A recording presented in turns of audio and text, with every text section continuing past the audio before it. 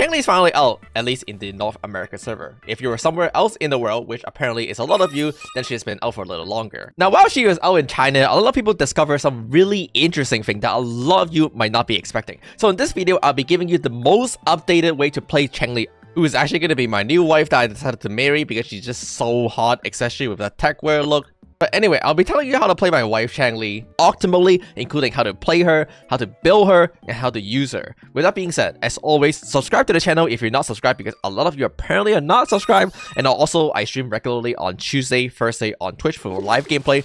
Let's get into the training room for the kids breakdown.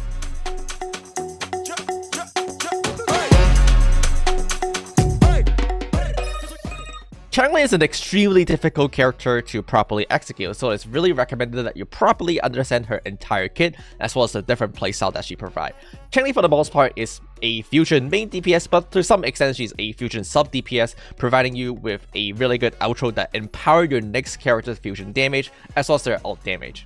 Changli has a 4-hit basic attack sequence, with your 3rd hit as well as your 4th hit having an extremely long lingering multi-hit hitbox, which makes parrying bosses very easy if you're using your 3rd or your 4th hit. So try to use those hits if you're trying to parry the bosses.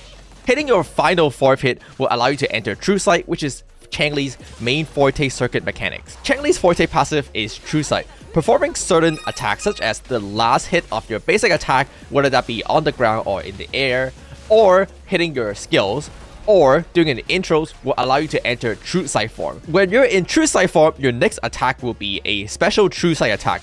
If you cast it on the ground, it will be a very quick slash, and this is the more recommended method because it is quicker to come out, it has really good gap closing ability, as well as it just have a higher percentage scaling. But if you do a jump input instead, then you turn into a Phoenix, putting you in the air. Since the Phoenix attack puts you airborne, you can immediately follow that up with a plunge attack into your 3rd and 4th basic attack to trigger True Sight once again. Hitting a True Sight attack will grant a stack on your forte circuit passive, and when you acquire all 4 stacks, you can do a special attack by holding down your heavy attack button.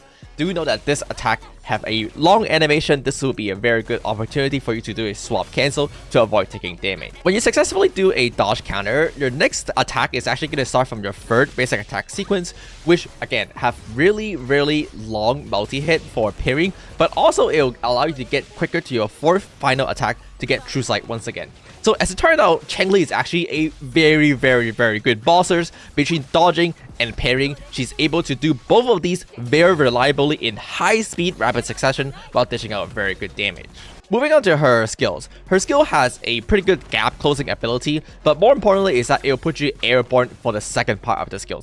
Be a little bit careful because the animation is quite long here, and this attack is quite hard to swap cancel out of just because it puts you in the airborne and you have to do it very quickly if you want to remain on the ground. Now, something very important to note is that A, this skill can be cast in mid-air, and B, this skill actually gives you a small amount of iframe at the beginning of the animation. So when you're fighting difficult bosses like Hologram, it could be a good idea to save your E so that if you're ever in a difficult situation, like if you're in an airborne combo, you can use your E for the short iframe to avoid damage. For the most part, your combo is going to be focusing on building 4 stacks and then doing your empower heavy attack forte skills. A basic combo you can try doing is going to be start with your E into your aerial Phoenix, into a plunge, 3-4, and do your forte again. This gives you 2 stacks, and doing this twice will give you all 4 stacks, which you can finally follow up with the empower forte heavy attack. Adding an intro though will allow you to do something like intro, aerial, plunge, 3-4, forte, E, forte, E, forte for 4 stacks instead. In a proper rotation where you can get a intro on Changli every rotation, this is going to be your go-to default combo. Finally, Changli ult has a very stylish animation, but more importantly is that it does a very good amount of AoE damage while simultaneously giving you 4 stacks of Changli Forte circuit passive instantly. Because your ults instantly give you 4 stacks, you can instantly follow that up with a heavy attack special forte, and you can do that easily by holding down your attack button while your ult is still in an animation. And that will allow you to skip your next basic attack and go straight into the super empowered special heavy attack. But the more important thing to watch out for is that only use your ult when you're at 0 stack of your Forte Circuit passive, because otherwise you'll be wasting some potential stack here and there. And so therefore it is recommended to either ult at the beginning of your rotation or ult at the very end of your rotation where you have 0 stacks. For adding the ult at the very end of your rotation is pretty straightforward. You're just going to be doing the exact combo we described before, starting off with your intro into your Phoenix and then plunge. And then once you have 4 stacks, you can do your Empower Fortes and then ult.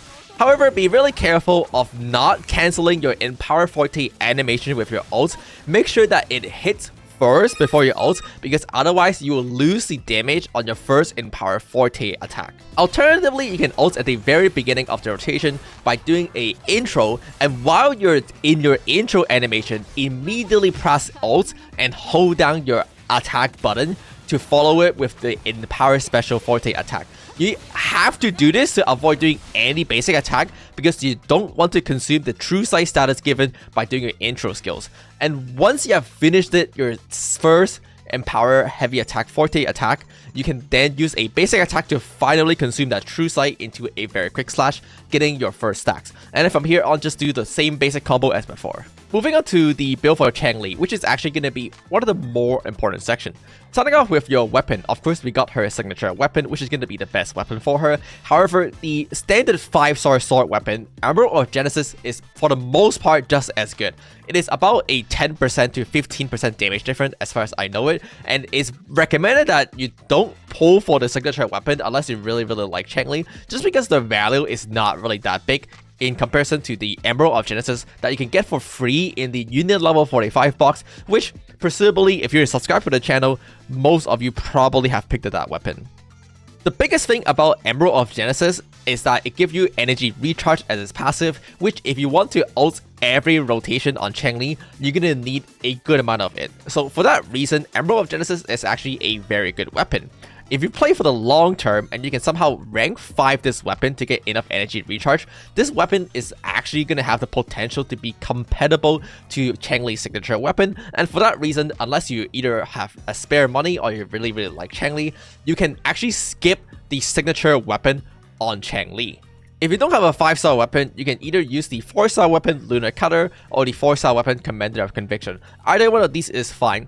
The thing here is that the difference between 4-star weapon and 5-star weapon is actually pretty big, so highly recommended to try to get your hands on a 5-star weapon, either that be the signature weapon or the Emerald of Genesis. If you are a Danji main, then getting her signature weapon is actually a pretty good idea, just because that weapon is also really good on Danji as well, so you can share it between Changli and Danji. For your Echo setup, we're gonna go with the default fusion setup, with Molten Rift being our 5-piece fusion set, and then using the Infernal Rider as our main slot Echo. The thing here is that for your free cost Echo, you can either use fusion damage bonus for 2 of them, or you can use 1 fusion damage bonus and 1 attack damage bonus. Either one is fine, they have both very good comparable damage, so just pick the one combination that have better substat. Speaking of substat, this is where you have to be careful. For a substat priority, it's pretty much same as always, starting off with critical weight being the highest priority or critical damage, followed by either attack or flat attack, finally into resonance skill damage bonus. Now you'll notice that I didn't mention about energy recharge. That is because energy recharge is actually not worth building on Changli. Because of the complex situation with Changli combo, whether that you ult at the beginning of your rotation or ulting at the end of the rotation, inevitably you're gonna have some amount of energy leak, and it's very difficult to ult every single rotation on Changli unless you build a substantial amount of energy recharge. For that reason, it is actually better to build damage and then try to aim to ult every other rotation on Changli instead. That would be a more optimal way to actually play Changli and build Changli. For your teammate, obviously we got Verena, the rat healer that belong into every single team. However, for your secondary teammate, Chixia is actually going to be my one and only recommended teammate. Chixia is really good to be paired with Changli because she got a very quick rotation, in addition to the fact that Chixia ult just do so much damage, which perfectly take advantage of Changli Ultra passive, empowering your fusion as well as your ultimate liberation damage. Changli Chixia is a pretty straightforward team to play. You start with your default Verena passive rotation into a Changli intro into the Changli combo that we mentioned before. Finally, you do a Changli outro into a Chixia ult, Chixia's skills, and hopefully a Chixia's second skill where you try to fire off her forte circuits, and finally you swap back into Verena. The biggest thing to notice here is that Changli actually have a lot of end lag animation, which make perfect opportunity to swap cancel with character like Chixia, who have 2 stack on her skills. Now obviously this is not the only team you can play, however many other teams have some major deficits that I just don't recommend you over Chixia. Starting off with Changli Encore. Encore playstyles is just more suitable to be paired with another different character like Sanhua, because Encore requires you to do a very quick rotation, and Sanhua is a character that can build outro very quickly through her E-ult combo, and therefore would belong into the Encore team a lot more over someone who take a lot of field time like Changli. Likewise, some people might suggest Changli Jinxi, but Jinxi just go way better with teammates that can actually do coordinated attack to get her stacks, such as Yanwu or Yinlin. So therefore, I also don't recommend you to pair Jinxi together with Changli. Therefore, the team that I would highly recommend everyone to just go for is just going to be Changli Chixia. Now fortunately, Chixia is a free 4-star character that everyone can get, and it's a very powerful one, so this team is a team that everybody should be able to run. If you don't have Chixia built, using the Havoc Rover is also a good idea, just for the similar reason where Havoc Rover have a really big liberation damage and it's kind of played into a quick swappy playstyle, so it just kind of work out. Again, I'll recommend Chixia over this, but some people don't have Chixia built right now and they have Havoc Rover built. The thing here is that you don't have 2 5-star swords, so it could be really hard to share your weapon between Changli and Rover. If you don't have Verena available, then any other good support in the first slot is going to be a good idea, such as either Baiji or Genshin, just to heal those chip damage if you take any damage in the tower. Overall, Changli is a pretty solid character, but I'll hesitate to say she's the best, and this is a character that you can skip if you want to, but if you just like Changli the side or you like her playstyles, which by the way is one of the most fun characters there is, then you can pull for her as well. Now that does not mean she's weak. Just because she's not the best doesn't mean she's bad. She is still a really good character, but she does have some shortcoming like really difficult to execute or hard to pick up, especially compared to more powerful and easier to play character like either Jinxi or even Xian. Overall, I think Changli is a pretty solid character, but my overall recommendation in terms of pull value is going to be somewhere around a 3 out of 5, which means she's a fair character, a very good character that you can pull for if you want to, but if you don't like this character at all, feel free to skip. There's nothing you're really missing out other than the super hot looking characters with big ass personality here and also stylish gameplay. With that being said, if you enjoyed this video or if this video helped you out, subscribe as always. Thanks for watching, and I'll see you all next time.